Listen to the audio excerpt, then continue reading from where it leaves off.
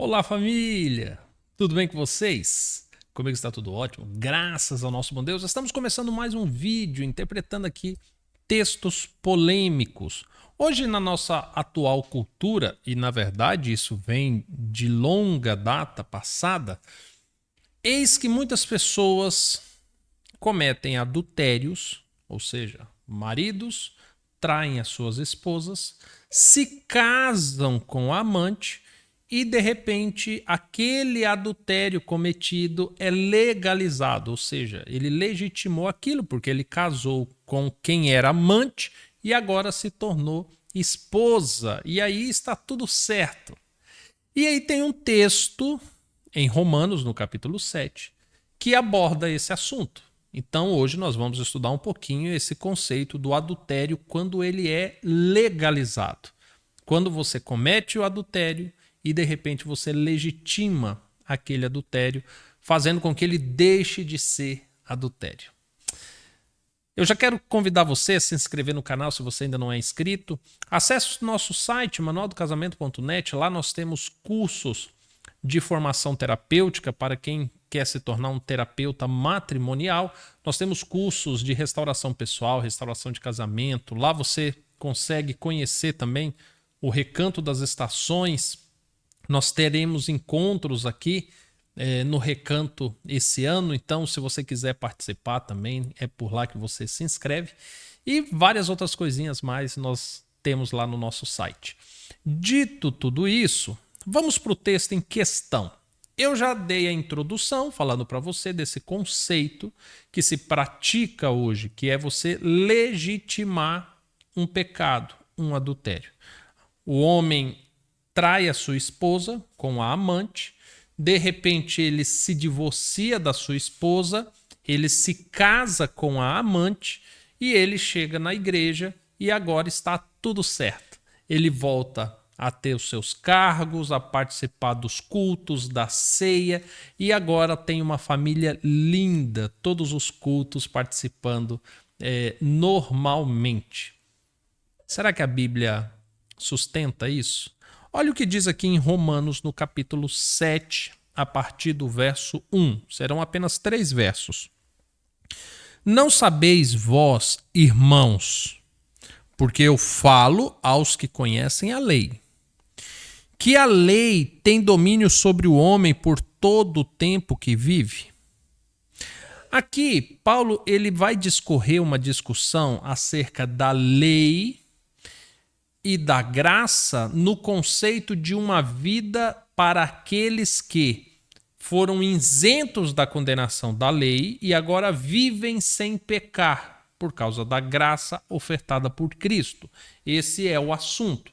Só que você sabe que sempre que alguém vai tratar de um assunto que é muito complicado, nós utilizamos exemplos de coisas que são mais simples para que possa ser entendido. Então, para falar sobre a legitimidade da lei, do vigor da lei, enquanto a pessoa vive, Paulo vai usar um exemplo mais simples, que é do casamento. Então ele diz, no verso 2, por exemplo, a mulher que está sujeita ao marido, enquanto ele viver, está ligada a ele pela lei. Mas, morto o marido, está livre da lei do casamento.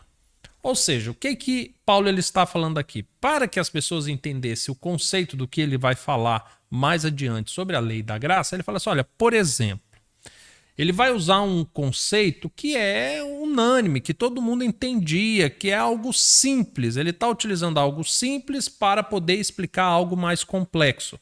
E na simplicidade ele fala assim, olha, porque a mulher, ela quando se casa, ela está ligada pela lei ao marido enquanto o marido viver. Ou seja, todo aquele conceito do Antigo Testamento, tudo aquilo que a gente ouvia falar, que homem e mulher quando se unem estão unidos até a morte, Paulo está tratando isso como algo indiscutível. Ele está falando assim, olha, porque você sabe, a mulher ela está ligada ao marido enquanto o marido viver. Então, se o marido estiver vivo, a mulher está ligada a ele. independente se a mulher se separou, se ela foi abandonada, se ela se divorciou, se aconteceu um abandono ou se está cometendo um adultério. Não interessa. Estando vivo o marido, está ligada a ele. Simples assim. Ele não abriu margem de discussão e ele trouxe isso como um consenso. Todo mundo sabe disso. Perfeito.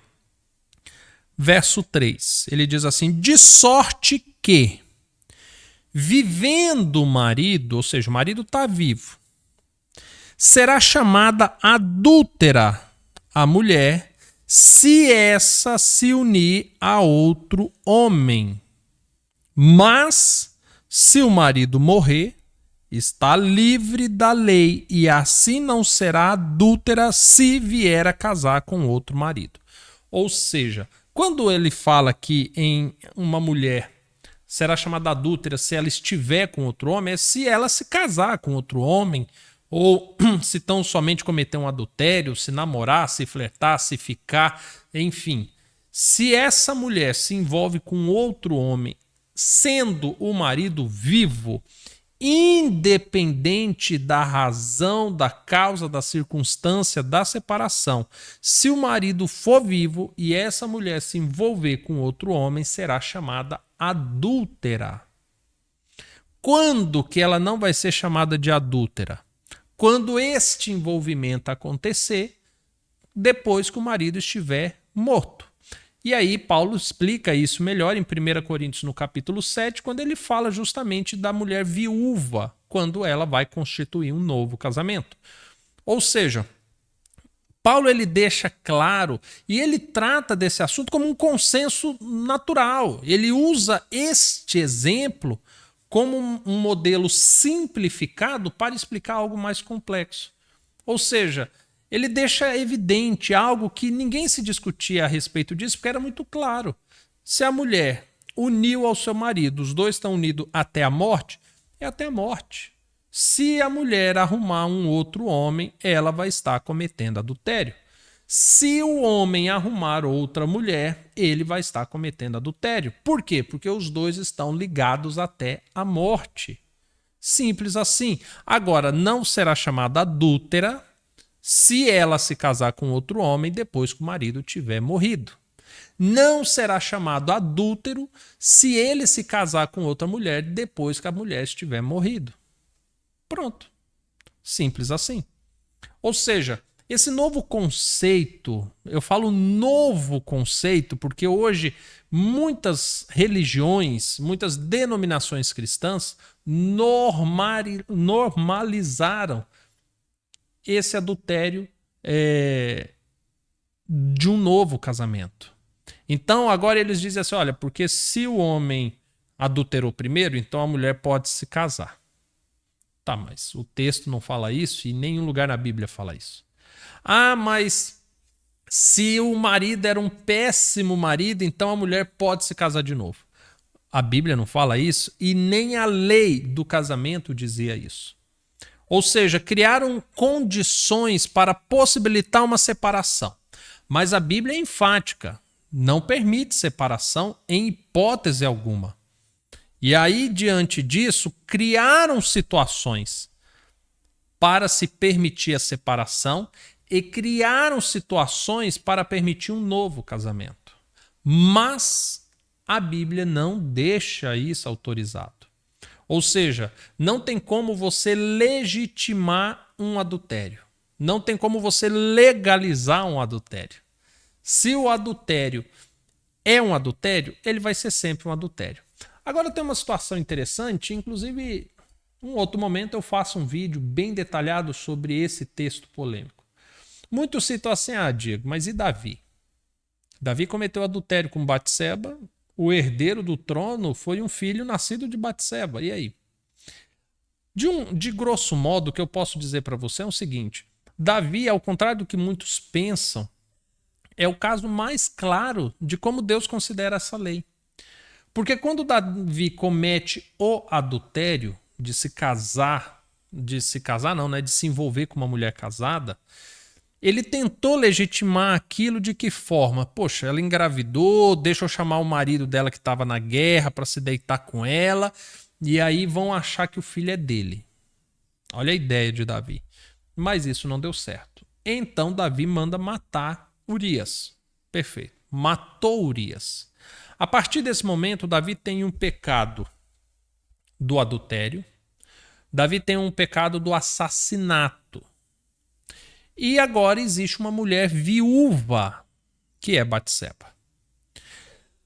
Davi, então, manda chamar Batseba para se tornar sua esposa. Só que note que, na condição de viúva, ela podia se casar de novo. E lembrando que Davi faz isso, não é tão somente porque morria de amores por ela, mas porque ele sabia que ela era viúva por causa dele. E aí você sabe, porque a Bíblia retrata, a condição que uma viúva vivia, a situação a que ela era exposta. E ele na condição de rei, não querendo que o pecado dele fosse exposto, porque ela poderia facilmente reportar isso. E sabendo que ela agora estava sujeita a uma condenação por culpa dele, ele a chama para ser sua mulher. Só que note que ele se casar com ela agora na condição de viúva já não era errado.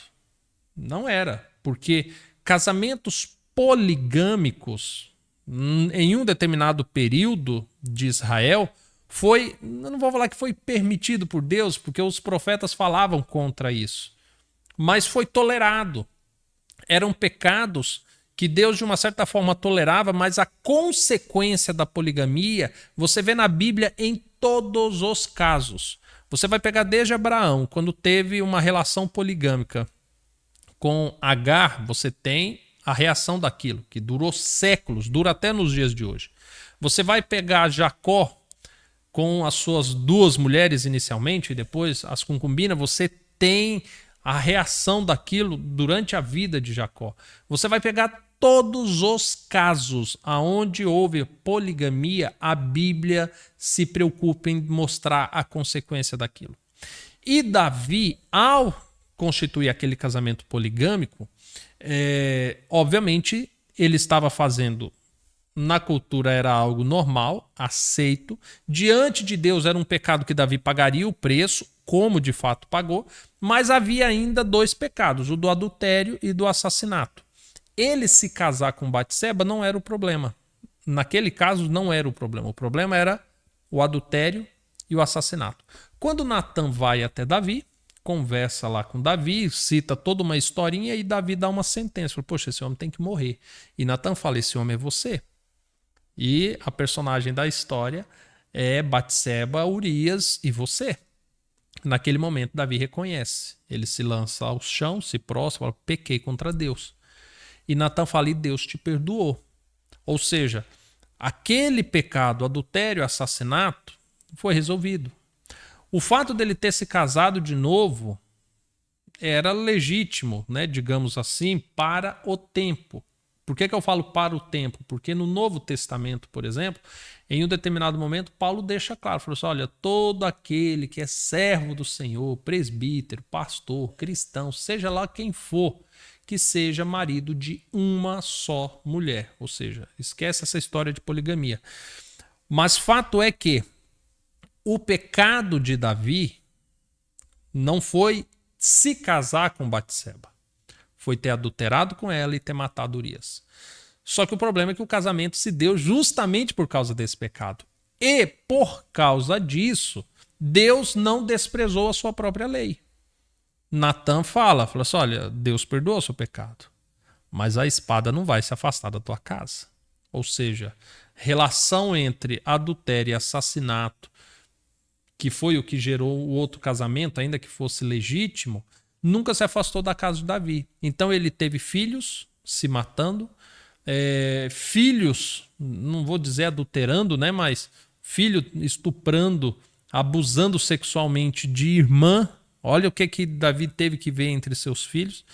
E, inclusive, filho tentando matar o próprio pai para tomar o trono. Então, a lei do Senhor ela é claríssima em relação a isso. Por mais que a gente olhe para a lei do casamento e a gente se atente em alguns detalhes e acha que o que nós estamos vivendo nos dias de hoje seja normal, biblicamente não é normal. E a palavra do Senhor é muito fácil ser compreendida quando a gente deixa o nosso orgulho de lado, quando a gente deixa a cultura e as tradições de lado e a gente se atenta tão somente para aquilo que o Senhor quer nos revelar. Tá bom? Que Deus te abençoe, espero que você tenha gostado do vídeo. Se ficou dúvidas, se tiver sugestões de temas ou queira complementar ainda mais aquilo que nós falamos nesse vídeo, deixa aqui nos comentários e certamente nós faremos um vídeo acerca do tema que você propôs. Tá bom? Fique com Deus, nos vemos num próximo vídeo. Até mais, tchau, tchau.